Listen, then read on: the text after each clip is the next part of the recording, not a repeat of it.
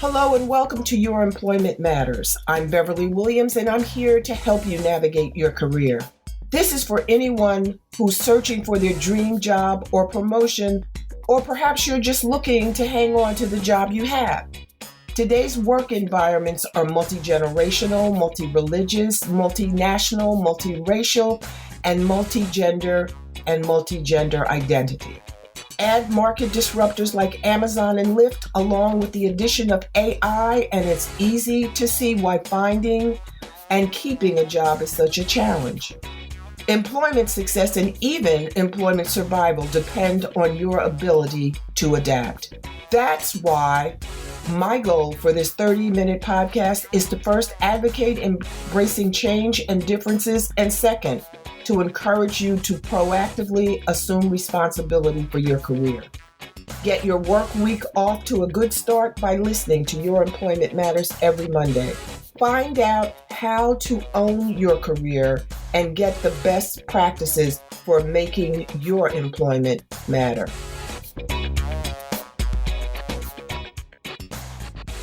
My Aunt Maybelle was a hardworking, proud woman. She used to say I too when she agreed with someone, when she was on board with an idea or plan.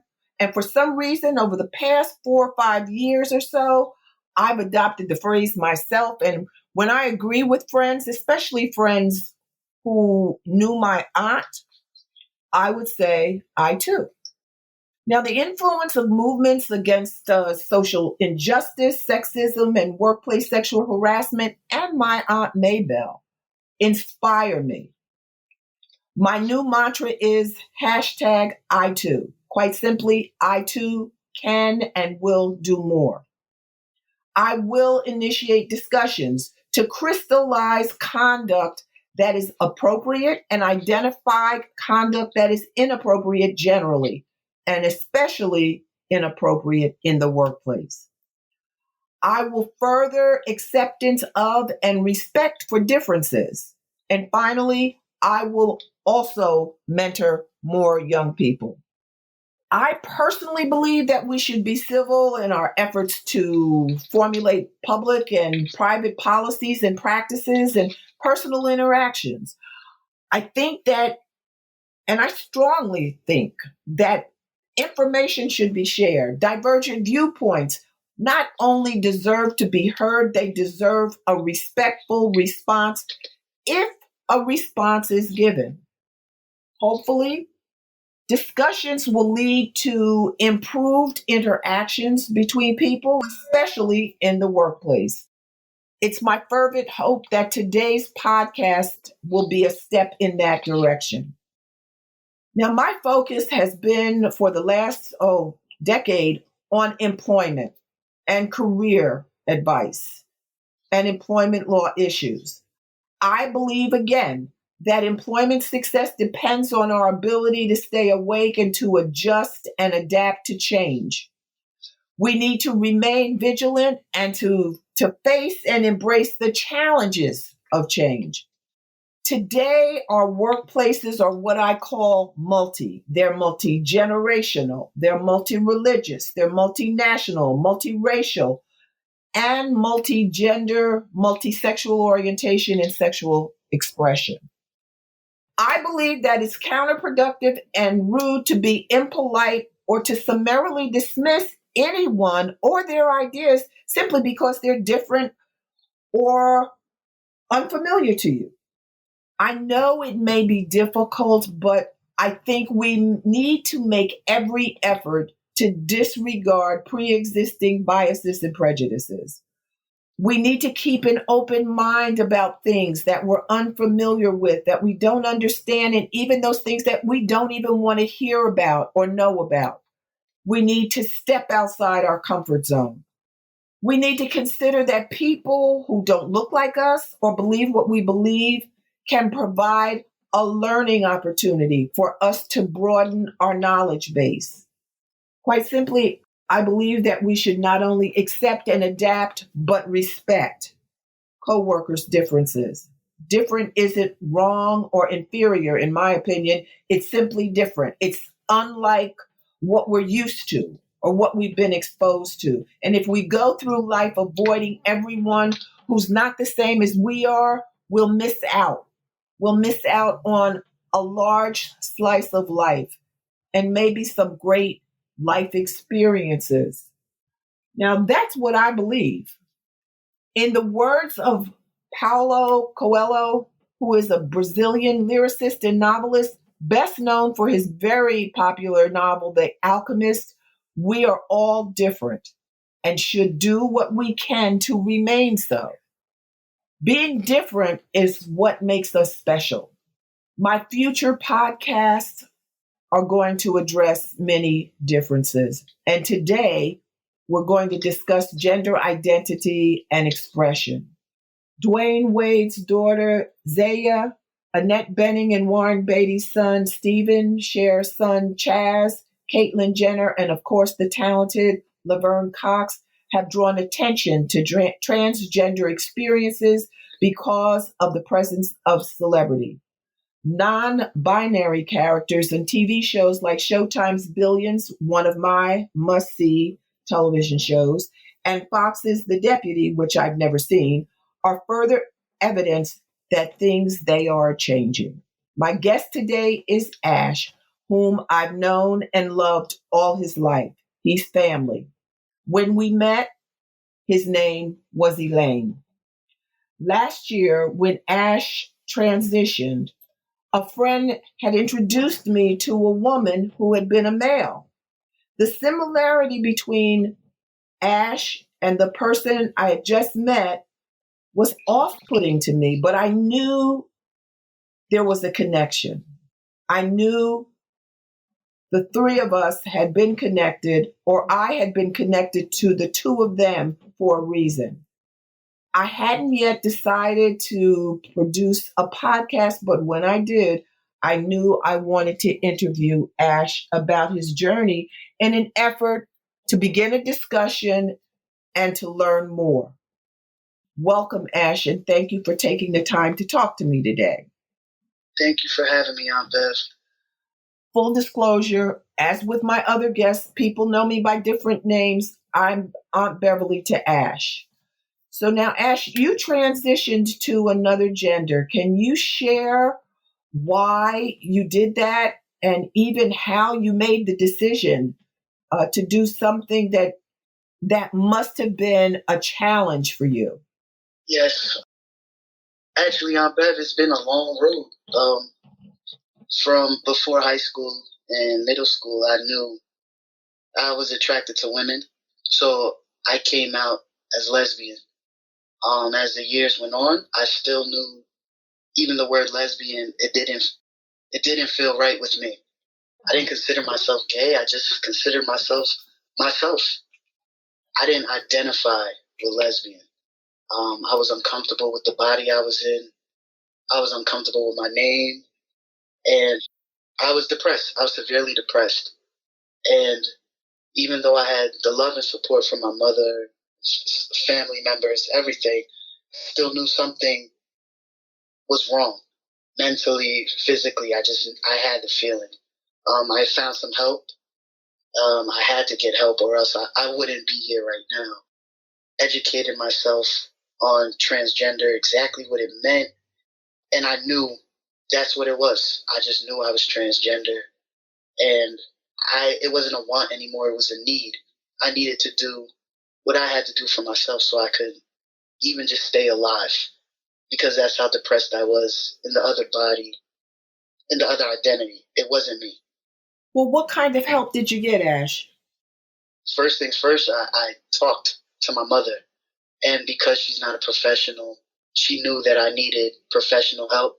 And I saw a psychologist who is probably one of my biggest supporters now. And I owe so much to her because I used to think getting help meant I was crazy. There's something wrong with me.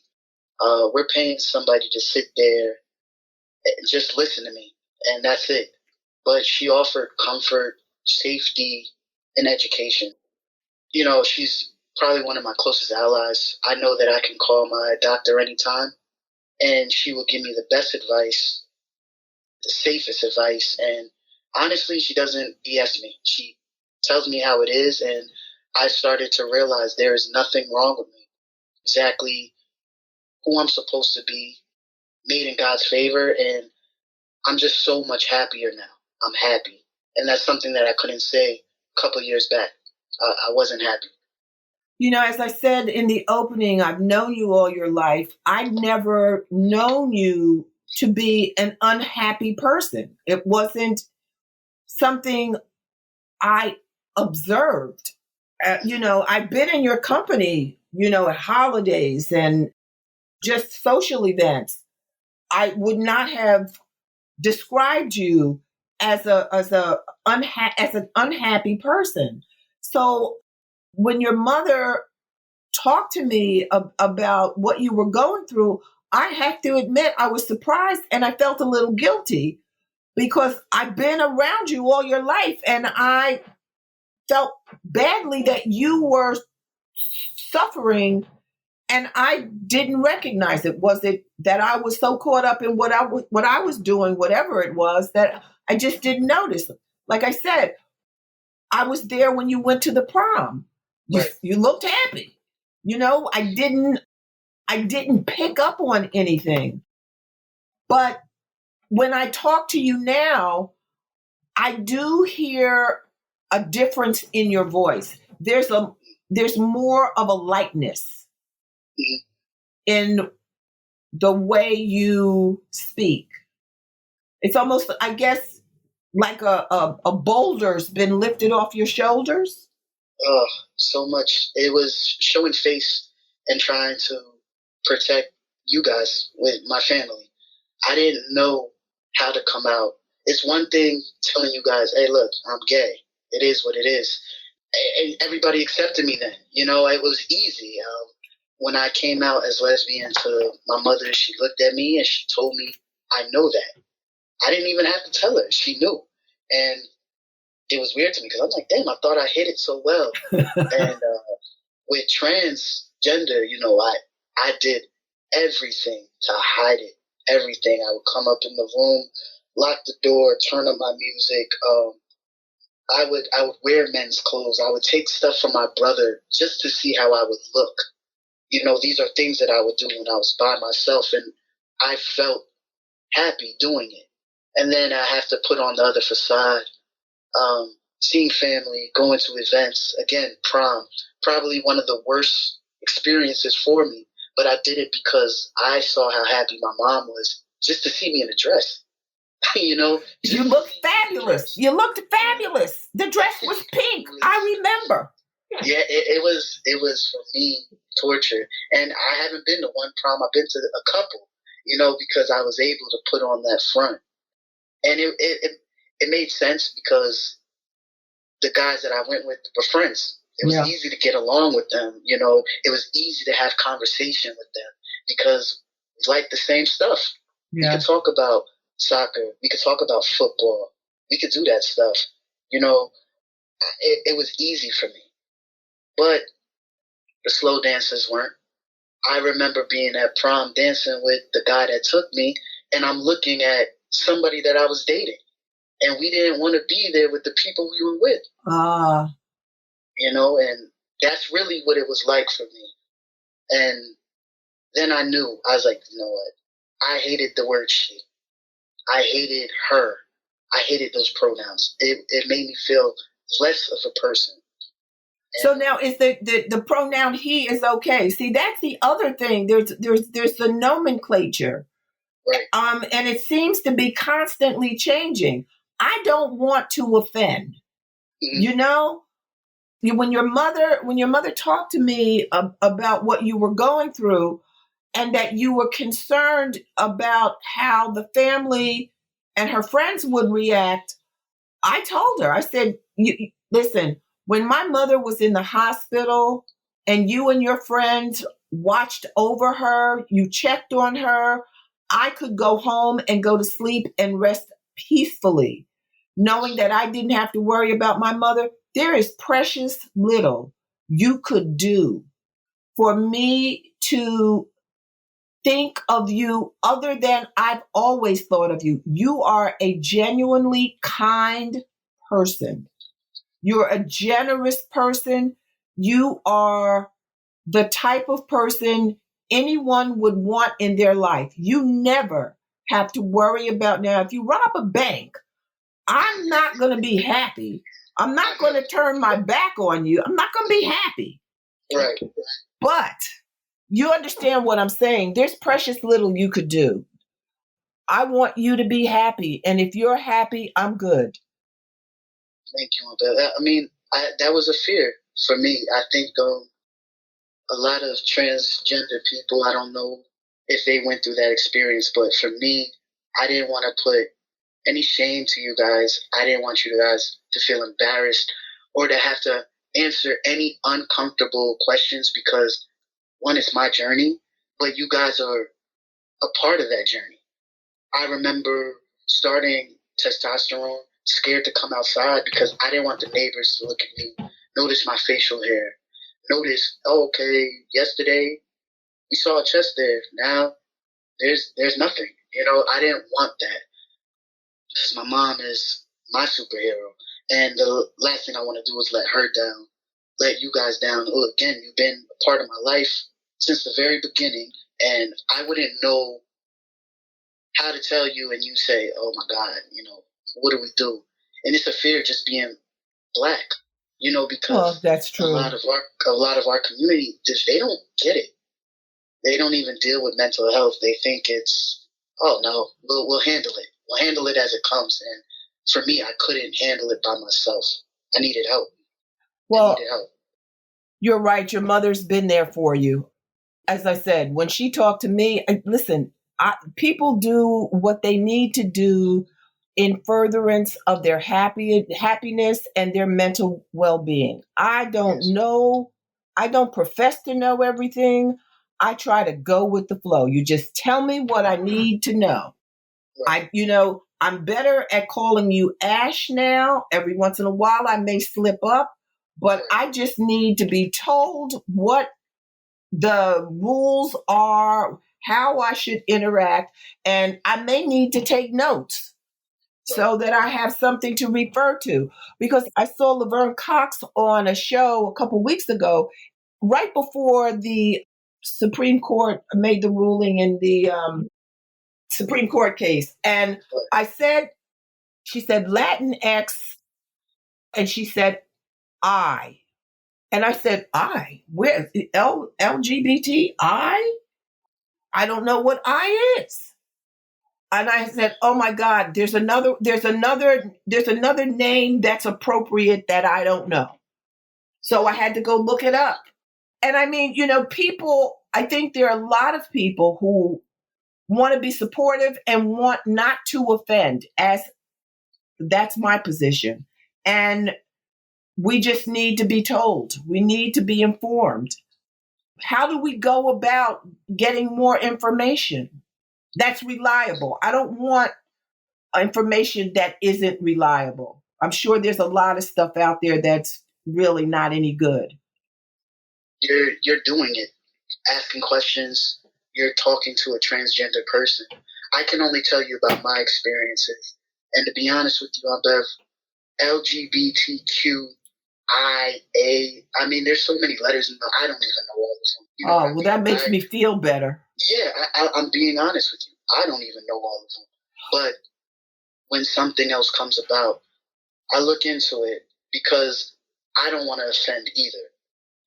I'm not expecting the world to stop and say, okay, wait, Ashley is transgender, so we got to make sure that we say he, and him, him. It's going to happen. I was Elaine for more than half my life. And I say my life now because I feel like it finally began. Once legally my name was just changed 2 weeks ago to Ashley Isaiah Harris, and that was a process. The family's been respecting me, calling me Ash as my nickname, but legally it is Ashley Isaiah Harris. So do you want to be called Ashley? I love that name. Okay. My mom gave me that name, and it's a unisex name. A lot of people have questioned me on that, but Ashley to me is male. I view myself as male. I am male. So Ashley Isaiah Harris is my name. Ash has just been a nickname that everybody's been calling me, and it grew on me. You know, okay. It grew on me. So, well, I will make every effort to call you Ashley. That's my name. Okay. So I love it. I also again wanted to pay homage to my mother because I mean I was a nervous wreck. I remember telling her, "Listen, this is it, and I want to go through surgery." And she was like, "Well, let's start." And I looked at her like, "Wait a minute, it's just that easy? You're my kid, you know." And she feels the same way you do. I can't do any wrong, and if I do, she might be disappointed, but she's not talking about when it comes to my well-being or my mental health. I could have came in this house and told her I want to be polka dots, and she was like, "Well, let's pick you out some colors." Yeah, you know, because that's just how she is, and I respect it so much because I know maybe during her times coming up, it wasn't like this. No, it wasn't. You know, it wasn't like this. So I don't know. I can't explain to you how. I don't know how to repay my grandmother for raising such a perfect woman. You know, and she's had my back. She really has. She's had my back. Well, I know she was worried. She was concerned. Oh, yes. And she can see the difference now. She knows you're happy. If you're happy, she's good. The bathroom was her big thing. Her and my father, it was their big thing. Me going to the bathroom. And I was like, what? And I remember now my first experience wanting to go into the male's restroom. And I think I was out actually. You know, I party in Newark a lot. And I'm comfortable there. I know a lot of people, you know, and I'm not one of those that are scared of my own people. You know, we have to do better than that. But I do understand their concern. At that time, I didn't have top surgery. I just was on testosterone. So I was wrapping my chest, binding it is what we call it. I remember being at a club and I looked at my best friend who I was with and I said, I gotta use the bathroom. And Lex tells me, go ahead, use the bathroom. I'll wait right here outside the door for you. I knew going into the females was not happening for me. I went, and of course, you know, I've been in males' bathrooms before, in and out, but now it looks so new to me. There's stalls there with no doors. There's urinals there. You don't have any privacy. So I'm like, gosh, how am I going to do this? What am I supposed to do? And there was a handicap bathroom, no door. I just went in there. My big fear is somebody's going to come in. Sure. Somebody's going to come in. Somebody's going to see me. I'm going to get beat up. Whatever. Long story short, somebody did come in. He paid me no mind. I paid him no mind. I don't have any business looking at him. And I got the hell out of there. And I felt great. I felt amazing. And Lex, my best friend who was standing outside the door, says, if you weren't out here in 2 minutes, I was coming in. I didn't care. And I felt great.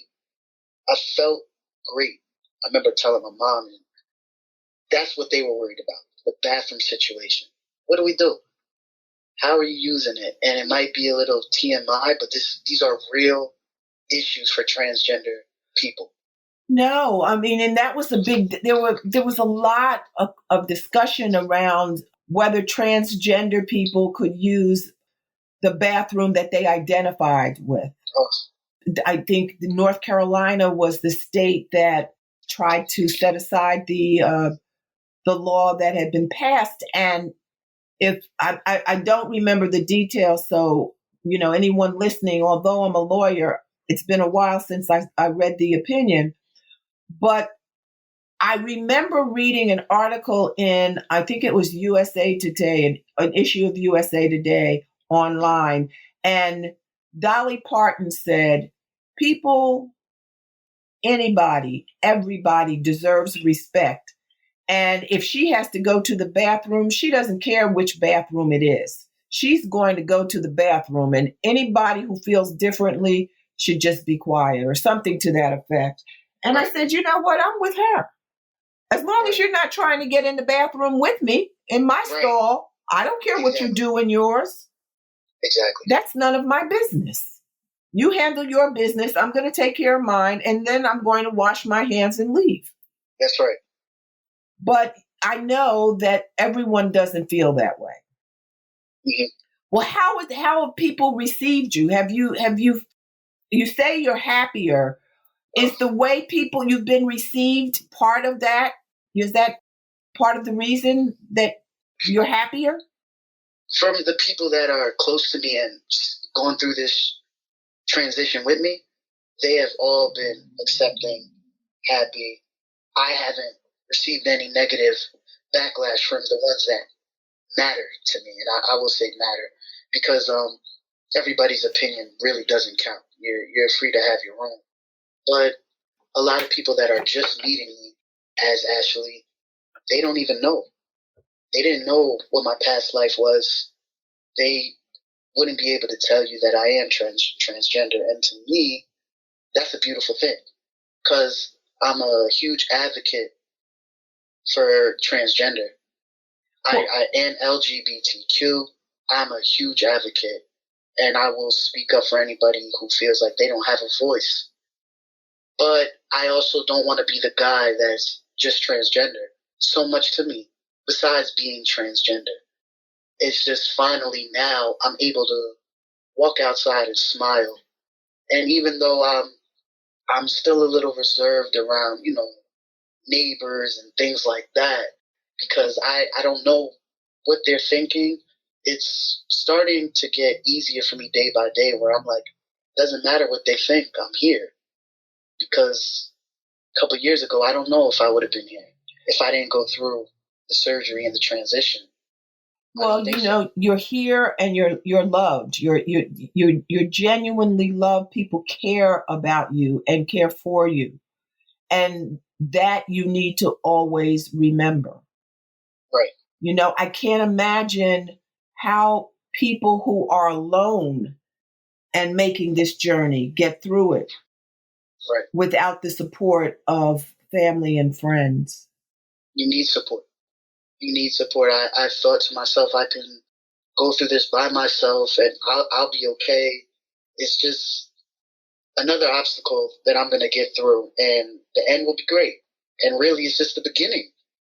And it's like you were reborn. It's like I was reborn. Yeah. Exactly. When I get mail that says Ashley Harris, I'm happy. Huge smile. Right now, I'm in the process of getting the correct birth certificate where my name is correct, my gender is correct. These are the things that are exciting for me, because I am 33 and it seems older, but it's getting done.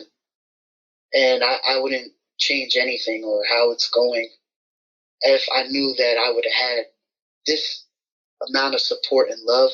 Maybe I would have said something earlier, but I was still figuring things out, and that's okay. Well, we're here for you.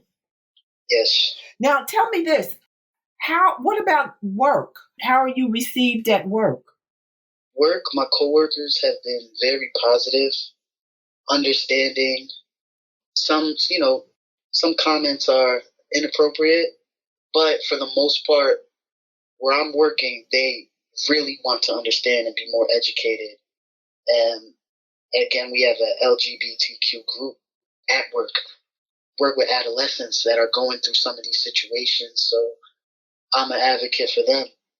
Work has been up and down with me because I was, again, dealing with my own anxiety, thinking, oh God, what's going to happen today? Is somebody going to make a transgender joke, or somebody going to use the word fag around me, and all of this stuff that I'm so passionate about. I also don't want to blow up because I'm at work and just go on a rant. But really, it's not like that. And it's more on myself, where I just got to learn how to, you know what? You're there to do your job. You're there to take care of people. Do that. Doesn't matter, male, female, or you don't know. You're there. I'm there to take care of my patients, and to me, that's number one. And my work shows, and I love my job, and my bosses love me. I've actually recently was just promoted to mental health counselor, where I'm not a technician anymore. Wonderful. I'm able to counsel others, and so I'm blessed. I really am blessed. Well, the first book I wrote, Get the Job Done, I had a story in there about you, that you were always able to find a job. I didn't use your name. I used a fictitious name, but you always find a job. People are always want to hire you. Your references where you've worked in the past, they always have glowing things to say about you. You are never unemployed for long. Right.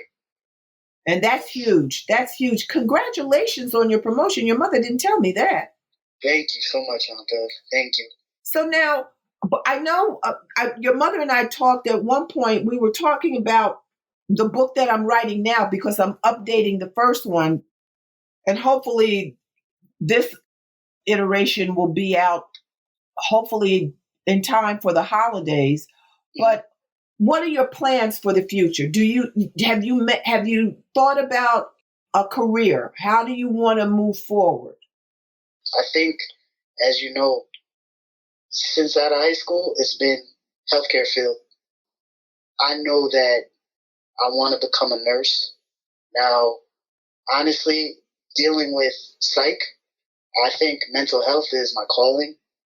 I want to work with adolescents, and I want to work with people who are coming to terms with it's okay to love yourself just as you are. I think it's beautiful. And as you stated, I want to be a person where if you need somebody, I want to be that go-to guy, because I know how it feels when maybe sometimes you feel in the dark and you don't have anybody to talk to. I want to be that person. And actually, I think I knew that once I volunteered in hospice. Being there for somebody when nobody else is for me, my calling. You just start to look at things differently.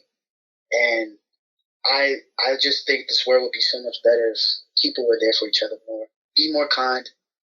Treat others the way you want to be treated. And being alone nobody should have to experience that. Nobody. No, and this COVID is just devastatingly brutal to people who are hospitalized and their loved ones can't be there with them. Exactly. And for the loved ones and the one in the hospital, I can't imagine. I just can't imagine how difficult it must be for people in that situation. Life isn't supposed to be that way, and neither is death. Right. Now, I don't know whether COVID. I'm sorry. What'd you say?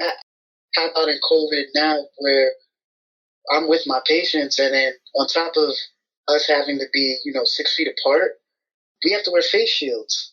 So it's a face shields and mask, and sometimes the patients can't even see a warm smile under my mask. Yes. It's difficult. So I try my best to let them know, hey, we're in this together, and I remember coming to work, waking up early and complaining. Like, oh God, it's so early. I'm here 12 hours a day, and I'm tired, exhausted. But these people, they can't leave. They can't go see their family. No. And I remember changing my attitude, because attitude is everything. And I remember taking some more time between doing vitals, asking them, how'd you sleep? What are we going to do for breakfast? Can I help you get your clothes out? Just spending that time, and it matters so much. It makes such a huge difference for my patients. No, listen, the healthcare profession needs people like you. Yeah, so important. Now, you should listen to my podcast. My niece is a nurse's aide in South Dakota. There's a person I interviewed that she was an administrator for technical schools in Georgia. Okay. If you listen to those podcasts, you may get some helpful information. Okay, will do. Well, is there anything else you'd like to share with our listeners? Anybody that's listening and needs to reach out or has more questions, I'm always available. Bev, they can reach out to you. You can always reach back out to me. I don't want to give myself. No, I got it. They can email me at BAWilliams@youremploymentmatters.com. That's BAWilliams@youremploymentmatters.com. Thank you so much, Aunt Bev. Now, I appreciate you doing this.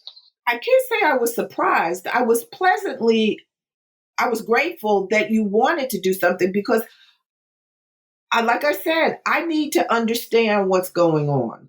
I don't want to offend anyone. I don't want to say something that is inappropriate, that is hurtful, because unless I mean to. Now, I don't want to do it by mistake. I may say something hurtful intentionally if you've gotten on my nerves. Right. But I don't want to hurt anyone's feelings because just out of sheer ignorance. I try never to be ignorant. I try to find out as much about things as I can in the time that I have available to me so that I don't offend. That's what I don't want to do. I always want to be respectful of others. That was my father's mantra, respect the rights of others. And I try to do that. Appreciate you for that. And I'm so glad you're happier now, honey. I really am. Thank you, Aunt Bev. I love you. I don't know where I would be without the support of my family. I just have no idea. Hey, listen, it's how we get through what we get through. And that's unfortunately, right. The situation now is more dire than I could have ever imagined.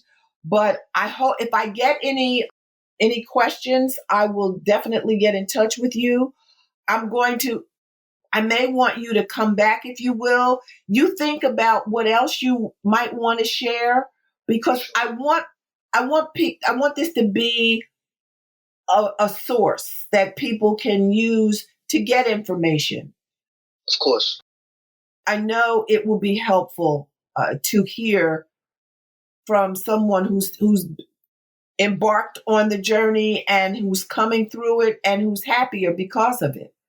It may even be someone who is similarly situated to the way you were when you were trying to figure things out.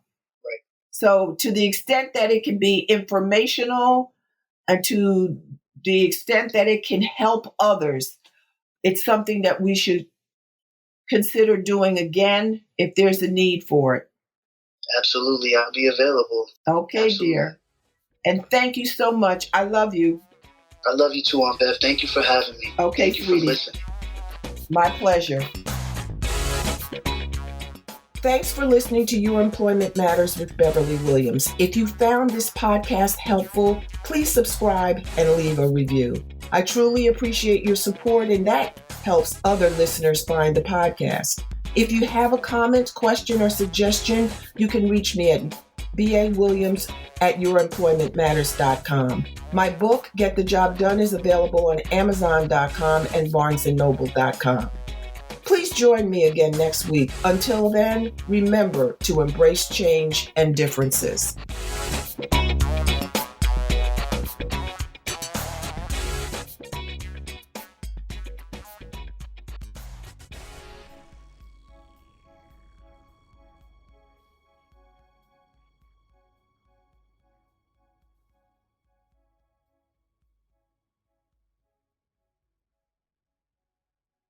This podcast is part of the Sound Advice FM network. Sound Advice FM, women's voices amplified.